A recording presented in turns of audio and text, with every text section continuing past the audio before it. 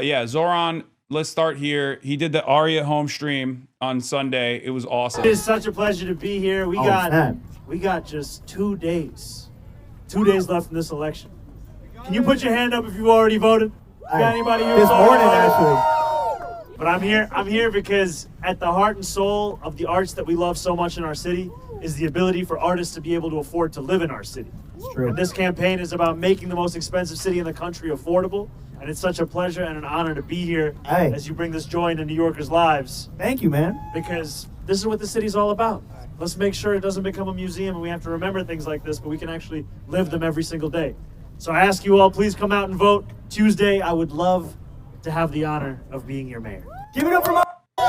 Yeah, so Zohran did the Aria home stream, which was awesome. This is what he did on Sunday. He has had the most impressive stamina-induced final days of campaigning. I don't even know how he's able to do it. I do hate it. I absolutely despise it because as someone who is also 34 years old, also Muslim, also socialist, I think it's absolutely nutty that the expectation for someone like that is supposed to be that you can go to parties all the time and you can be live 24/7, go out to the Knicks game and then wake up at like 5 a.m. in the morning and like march across the Brooklyn Bridge is just like, that's unacceptable. Okay, that is unacceptable. I think it's nasty. I think it's disrespectful. I think we cannot set these expectations. Okay, we cannot set these expectations. I'm sorry. This is precisely the reason why, as a last second switch up, I am supporting Andrew Cuomo. I've decided to put all my weight behind Andrew Cuomo for mayor of New York. It is fucked up, okay? It's unacceptable, and yeah, I can't comprehend it. Here's Zara on the campaign. It says trying to keep up with Zohran over the last 72 hours. I don't know how the people are doing it. I don't know how his campaign is doing it. I don't know how Zohran is doing it, if we're being real. This is diabolical as shit. The only bad poll is the Atlas one. Yeah, I know. The outlier poll, the only outlier poll that shows any closeness is the Atlas one. The Atlas poll is basically saying MAMDANI leading 43.9% of the vote. This is the worst poll out there. And it's the outlier poll that still shows MAMDANI winning, but basically beating Cuomo by like the tiniest of margins, as opposed to every other poll that shows like 10 to 20 point swings. So we'll see. But even Atlas was super accurate. Ugh, I'm scared. Good. If you're scared, good. Tomorrow is the battle day. Okay. Tomorrow is the day. If you're scared, that's not a bad thing. Smile and dial.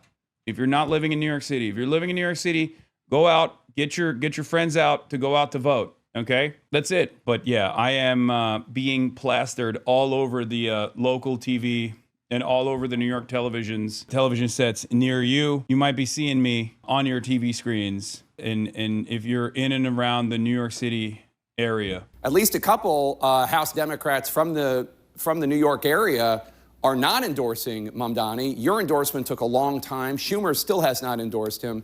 Are you concerned about Republicans using him as a lightning rod so as to hurt your ability to win back the House in 2026? No, the lightning rod in terms of what's going to impact the ability of either side to win control of the House or hold control of the House in 2026 is going to be the failure of Republicans to actually deliver on the promises that they've made and to actively make life worse for everyday Americans. Yeah, Jake Tapper's an op too, obviously. That's why he's like, whoa, do you think Zohran is going to hurt the Democrats, the National Democratic Party? Dude, wake up. Crack open the window. Look outside. There is unimaginable amounts of real grassroots energy. It is not an accident. I cannot believe it. Like, oh man, what if the Zohran wing of the Democratic Party make the Democrats too popular? It's like, bitch, the Democratic Party's popularity is worse than the Republicans right now. What are we talking about? They're in the gutter. And you got real grassroots energy trying to claw back some semblance of momentum for the Democrats and for anyone that will oppose the Trump administration. And it's insane that there are still people who are like, nah, I'm holding out, actually. I don't want that. It's this kind of energy that they hate, though. Let's be real. They don't like that grassroots momentum in this direction threatens their power. It threatens the institutional vice grip that they have. And they hate that.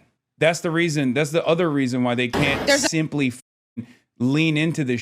But Zohran had a really funny response to it. Have a response. Here, I mean, I guess we'll just watch. Holy shit, it's got 60K likes. CNN approached Zohran Mamdani in one of his campaign stops. Hakeem Jeffries was asked this morning if you're the future of the Democratic Party. He said no. Good to know. Do you have a response? No, I'm focused on the next 2 days. Do you think you're the future of the Democratic Party? I don't dare predict the future. That's why I'm out here canvassing to deal with my anxiety to get through the tape of the future of 9 p.m. on Tuesday. Yeah, that's what his response was. Pretty perfect. Here, we'll watch the club last thing. night. 6 of them in Bushwick, right? At church this morning. More church this morning. Now the marathon. Look, we've got 2 days left. We have to try and speak to every single New Yorker we can find, whether they're at the club, whether they're here at the marathon, whether they're at church. They're all New Yorkers who are struggling to afford this city. They deserve a mayor who sees them for what they are, which is the people that should be served by City Hall, not actually sacrificed by them in the pursuit of personal freedom from the Donald Trump administration. You talked about the need to run through the tape. Are you feeling confident? And are you feeling confident that you can break that 50? I am feeling confident, but I'm not feeling complacent. I can tell you that having run this marathon, the final miles are the most difficult ones, and I am thankfully in a better position than I was when I was running it in terms of this race. But we know that today it comes down to how many doors do we knock? How many calls do we make? How many people go out there and vote? And so, as incredible as this is, the best parts of the day so far have really been speaking to canvassers, because those are the people who are on the front lines of spreading our message that the most expensive city in America doesn't actually have to be this hard. It can actually be affordable. Last question. Yeah. How will you try and unite the community, unite New Yorkers? This has been a somewhat divisive race. There's been divisive rhetoric.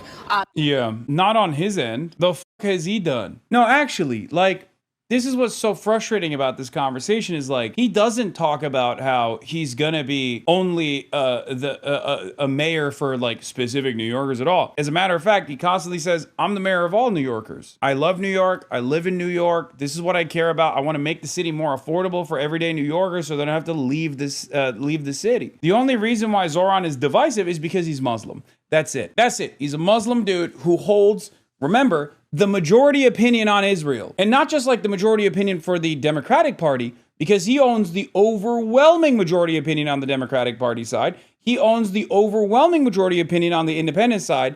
And he owns the majority opinion on Israel in general, even when you factor in the Republicans. So what has he done that is even remotely divisive? What has he done that is even remotely divisive? What has he said that's even remotely divisive?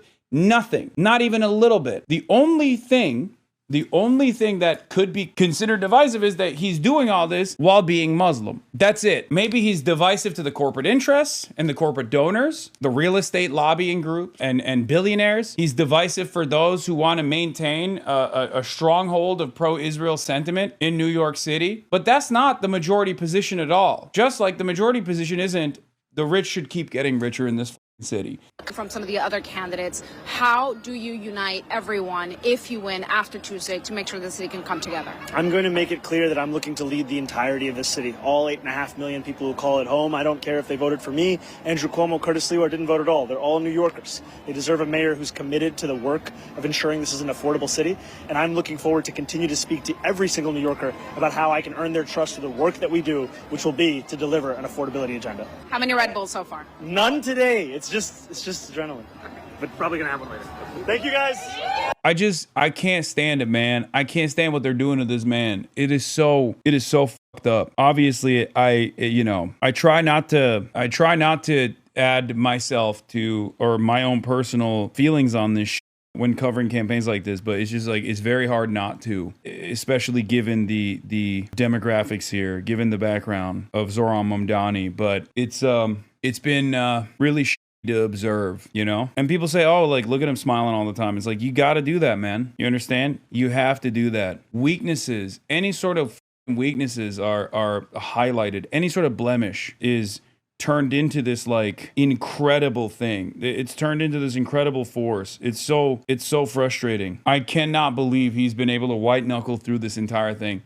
Brother, think about it this way. Like, it's not a secret that a lot of the people that Zohran is close to, including his family, including his wife, including his father, including his mother, have been hyper scrutinized in a way that you never see, in a way that you never ever see in any other type of campaign. And he just has to sit there and white knuckle through it and smile through it. Because if he were to turn around and be like, what the f do you mean, like, you're bringing up my father's academic pedigree into this conversation, or his like or his actual teachings, like his actual work into this conversation? Like, what are you talking about? This is like insane. People would pounce on it. You just can't fight back, because if you do, then the subject matter turns into, why is this angry socialist Muslim so angry? You know, whatever happens tomorrow, never forget that this doggedly positive and hopeful campaign in every way, a fight for basic dignity and joyful celebration of democratic pluralism, was relentlessly denounced by political and media elites as something sinister, dangerous, and violent. It's so crazy. When he's a mayor, it's going to get worse, though. I mean, it's a little bit different when you're in that position, I think. It will continue, but I think after a while, those attacks soften. I vote for you. Thank you so much. Thank I you. just tell my wife you're here. Thank you. Please give this to her. Thank you so much. How you doing, brother? I'm happy to meet you. How you doing, brother? Love you too. Thank you. Thank you. Walaikum salam ji, kaise ho? Thank you ji. आप vote किए अब तक? I'm 67. I retire. I cannot retire. What are you gonna do when you retire? My payments and 25 year You're gonna work payment. until you retire. Yeah, exactly. You're gonna work. Easy. How you Easy. doing? We need this man. This is a signature hug. He's a strong guy.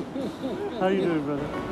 For South Asians growing up in New York City, taxis were one of the ways we would see ourselves as part of the fabric of the city. Thank you, brother. Thank you. As much as taxis have been celebrated, as much as they've been woven into the most prominent examples of what it means to be a New Yorker, or the films and the books that we all love about this city, I watched, as did many New Yorkers, as driver after driver was trapped. Thank you, brother.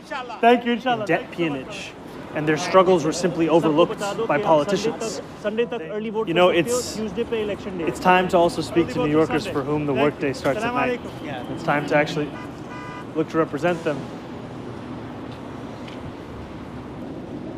I just wanted to say hi, but so many cameras. It's all good. Whatever you're doing is good, man. Thank you, brother. God bless you. Thank you. I appreciate you. Mr. Mandani, nice to see you. You're gonna be win. You're gonna be next mayor, Mr. Mandani, next mayor. Hey, Mr. Mandani. I love you. We miss you. We cannot wait you to win the next mayor. I started at 8:30 and I quit at 8:30. 8:30 in the morning, 8:30 at night? Right. Yeah. How about Yeah, 9:30 to like 10, sometimes 9:30 in the morning, 10 p.m. tonight? Yes, sir. Yes, sir. I started Working very hard. to like midnight. Soon. If you vote. Thank you. Inshallah. I love you. Thank you. I love you too, brother. Nice to meet you. Just excited to see you. You guys taught me how to campaign. Now imagine if he had institutional backing from the start. Imagine if his background wasn't, called into question with regular frequency.